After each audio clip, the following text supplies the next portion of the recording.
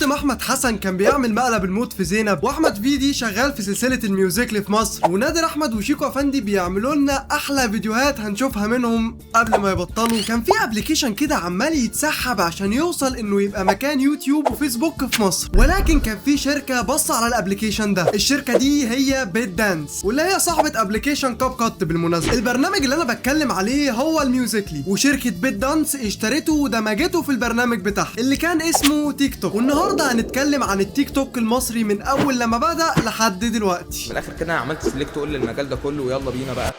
بس قبل ما الفيديو يبدأ انا عايزك تفهم حاجه، ان الفيديو ده مبني على متابعتي انا للابلكيشن على مدار السنين اللي فاتت دي، وفي حاجات انا هقولها ممكن ما تكونش حصلت بنفس الطريقه اللي انا حكيتها بيها، لكن زي ما قلت دي تجربتي انا ومتابعتي انا. فكره ان اي حد يصنع محتوى بالتحديد في الوقت ده كانت صعبه، لان زي ما شفنا عندنا مثلا نادر احمد بيقعد 3 و4 اسابيع عشان يصور فيديو واحد، لان هو اللي كان بيعمل كل حاجه في الفيديو. وشادي سرور برضو كان نفس الكلام ولكن بجوده اقل شويه. حتى الفيديوهات اللي كانت مبنيه على اكتر من شخص، انت كمشاهد وقتها بتتخيل ان واحد كده لما اصحابه من على القهوه وقال لهم يلا نقوم نصور فيديو، ولكن في الحقيقه الفيديوهات دي كان بيكون وراها مجهود جبار ورا الكاميرا. وعلى عكس كل الصعوبات دي طلع برنامج في يوم وليله بيهدم الفكره دي كلها. يعني من الاخر كده لو معاك موبايل انفينكس معفن تقدر وقتها تعمل محتوى وتتشير وكمان الناس تتصور معاك. كل المطلوب منك وقتها ومن غير اي مجهود انك تشوف اي اغنيه طالعه ترند، تحط الموبايل بتاعك قدام الشباك وتحرك شفافك على الاغنيه وبس كده. ده كل المطلوب منك، وده خلى ناس زي عادل علاء، ريناد عماد، رودينا محمد، بسمله بلابلا اللي بالمناسبه اغلب البهايم كانوا بيقروها بسمله بلال، انا مش عارف ازاي، نانسي عمرو، اماني اشرف، جاسمين ابراهيم، حنين حسام، مريم كوكي، جيمي عبد الناصر، كات مريم. كل الناس اللي انا قلتهم دول وقتها كانوا بيتصنفوا على انهم مشاهير، لحد ما في شخص من سكان العشوائيات كسر كل القواعد دي. الراجل ده عمل ارقام وانجازات خلت نجاح الناس اللي فاتت دي كلها قصاده ولا حاجه، ومع العلم ان الناس دي وقتها كانت من تصنيف المشاهير. والراجل ده هو شرقاوي.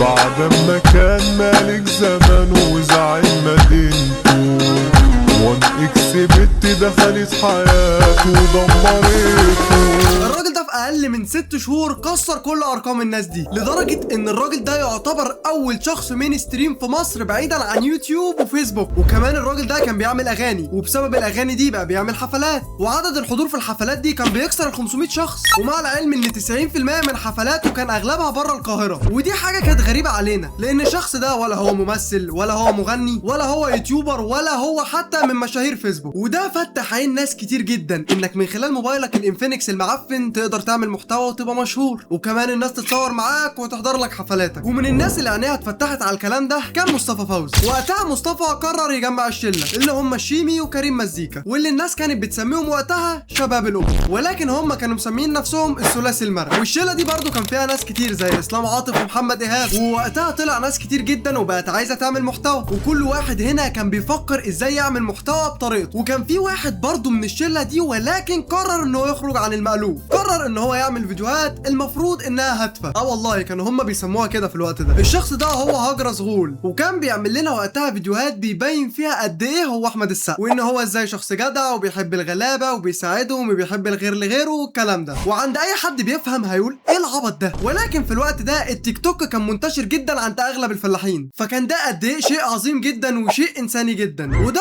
برضه فتح سكه لناس زي اديداس مصر، كان ماشي وقتها يوزع ال 5000 جنيه بتاعته على الناس كلها. خد ال 5000 جنيه دول، خد ال 5000 جنيه دول، 5000 جنيه دول. كانت لذيذه والله وقتها، وعلقت مع الناس فتره كبيره جدا، لدرجه ان هو وقتها عمل اعلان اتصالات 5000 اهم يا صاحبي.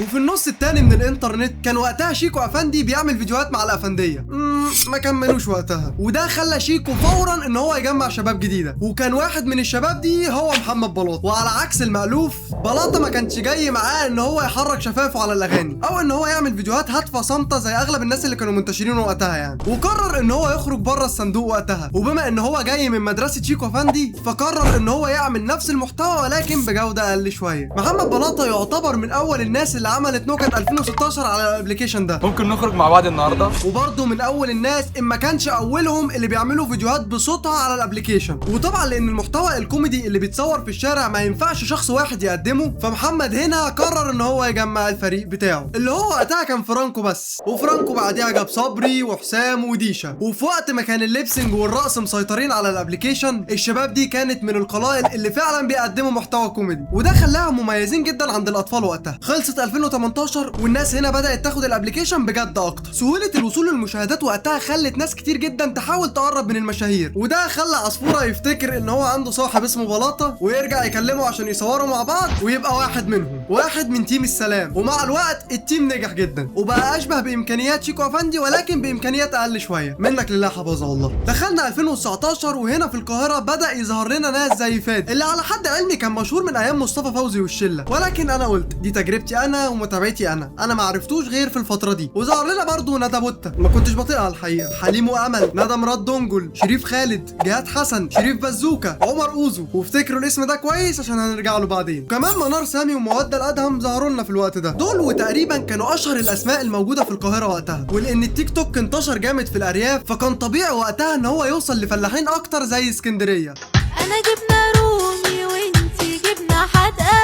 حوده اينو، شهاب الدين، حمو العربي، محمد السيد اوعى، احمد ادج. والراجل ده بالمناسبه انا عمري ما طقته. حمو القط وغيرهم كتير جدا من المشاهير انا الحقيقه مش فاكر اسمهم، مش فاكرهم لان كلهم كانوا شبه بعض وبيقدموا نفس النوع من المحتوى. السنه خلصت، الثلاثي المرح لسه زي ما هو، هجرس واديداس لسه مكملين في نفس المحتوى، ولكن وقتها اديداس جاب 2 مساعدين معاه هم هلال ويوسف. تيم السلام لسه ماشي في الخط بتاعه بسكتشات كوميديه خفيفه ونكت فيسبوك. عصفوره جاب لنا صنايع محتوى جديد وهو محمد رضا، ولو هنوصف الشخص ده بكلمه واحده فهي كلمه موهوم.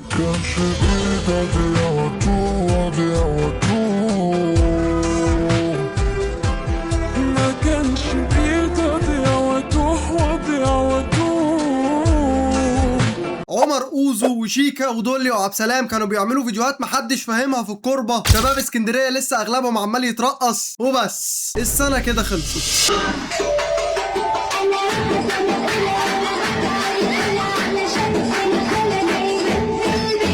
وكان باين وصدعيني حياتي وشكل عميني. بدأت 2020 وايوه في رأيي دي كانت أسوأ سنة في تاريخ صناعة المحتوى. الجائحة خلت الكل بقى قاعد في البيت والكل بقى عايز يتشهر، ومن هنا طلع لنا جيل كامل انا عن نفسي بسميه صناعية المحتوى. في السنة دي ظهر لنا نيرة وبيري،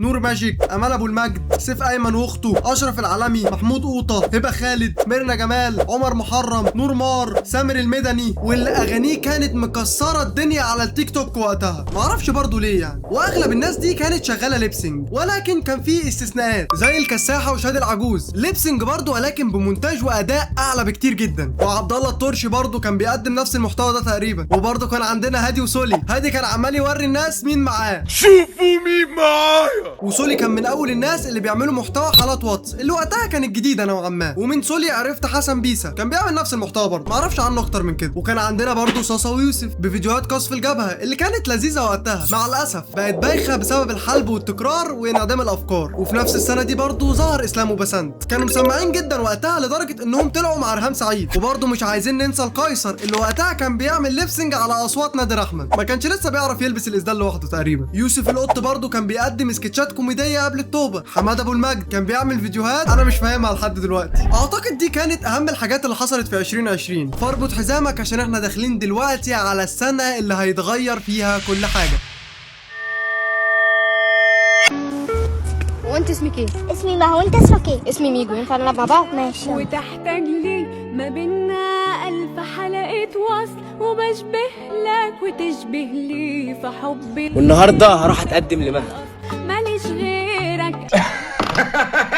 ومقف يلا. 2021 بتبدا مع عماره وفارس وحمودي، 3 شباب متخرجين من المسرح جايين يعملوا حاجه فعلا بابسط الادوات. اهدافهم كانت واضحه، تركيز على الفكره، اداء قوي، مونتاج سريع. وكان عندنا برضو شله تانية اللي هم ميسي وماني وعلي بوكليله وبقيه الشباب دي، يعني شباب ظريفه برضو ودمهم خفيف، بس مش بالنسبه لي باستثناء الراجل ده. وحقيقي انا شايف ان هو مظلوم وسط الشباب دي، وده رايي. وعلى الناحيه التانية في اسكندريه ظهر لنا حليب الشعب، احسن واحد بيلبس طرحه في اسكندريه، الراجل اللي كل متابعين متابعينه ريحتهم وحشه، باستثناء طبعا الناس اللي بتتفرج عليا وعليه، لان دي ناس بتفهم. انا بتكلم هنا عن الناس اللي بتشتم من اللا شيء، والشخص ده طبعا هو حمو بلال، وليه اسم تاني برضه، خليب الشعب. وقتها الواد ده كان بيعمل سكتشات كوبي بيست من شادي سرور، بس لو كنت جبت شادي سرور كده ورميته في زريبه وخليت جاموسه تشخ عليه. وفي الناحيه التانيه عندنا برضه نفس نوع المحتوى، نفس التقليد الاعمى لشادي سرور، بس المره دي من ناحيه القيصر. طب بما ان الاتنين شبه بعض في كل حاجه، ليه انا عمري ما اتكلمت عن القيصر مع ان الاتنين حرفيا بيعملوا نفس الحاجه؟ ولكن الفرق الوحيد ما بينهم هو ان القيصر ما بيتكلمش عن نفسه، ما بيقعدش يقول لك انا جامد، انا اسطوره، انا حبيب الشعب، اي حد يتكلم عليا يبقى بيغير مني وعايز ريتش. الراجل كل اللي بيعمله ان هو بيشتغل، بيعمل محتوى مناسب لفئه عمريه محدده وبيقبض اخر الشهر وخلاص. انا كشادي مش بحب المحتوى ده، لكن انا ما عنديش اي مشكله مع القيصر، بل بالعكس انا شايفه انسان ناجح وطموح وبيشتغل في حاله، وهو ده المطلوب. نرجع بقى لموضوعنا ونروح لشوارع السويس، وخلي بالكم كويس جدا لان اللي جاي هيغير التيك توك كله لحد الوقت اللي احنا فيه ده. ميجو، هادي الانصاري، حازم طرزان، رودي اختها، مروان الكوماندا، وكم واحد كده انا مش فاكر اسمهم الحقيقه، انا بعتذر لكم. الناس دي بدات تعمل افلام قصيره ولكن بشكل مختلف تماما، شكل يخليك تتفرج كده حتى لو مش عاجبك المحتوى، وممكن كمان تشتمهم في الاخر، بس بدون قصد. الشباب دي كانوا بيعتمدوا على الغباء، والغباء ده سببه ان كلهم عايزين يصوروا في نفس اليوم، فكل حاجه وقتها كانت بتتعمل لها نورمالايز، كانت بتتبسط لاقصى درجه، لدرجه انك بعد كل فيديو هتشوفه هتقول ايه العبط ده، وتفضل تسال نفسك 15 سؤال في فيديو دقيقه ونص. نقطه التحول في التيك توك كله كانت هنا. عمر اوزو كان قاعد بيتفرج عليهم، وتوقعي ان هو كلمهم عشان يعملوا فيديوهات مع بعض ويروحوا يعيشوا كلهم في مدينتي، واللي بالمناسبه انا كنت ساكن هناك وقتها، يعني كنت ساكن هناك انا ومحمد رضا وواحد صاحبنا ثالث اسمه شرقاوي، مش هو اللي بيعمل فيديوهات، واحد تاني. الفكره هنا بقى ان الشباب دي اكيد وافقت وراحت فورا انها تسكن في مدينتي، ومن هنا طلع لنا اغبى فيديوهات في تاريخ السوشيال ميديا. لو قربت البنت تاني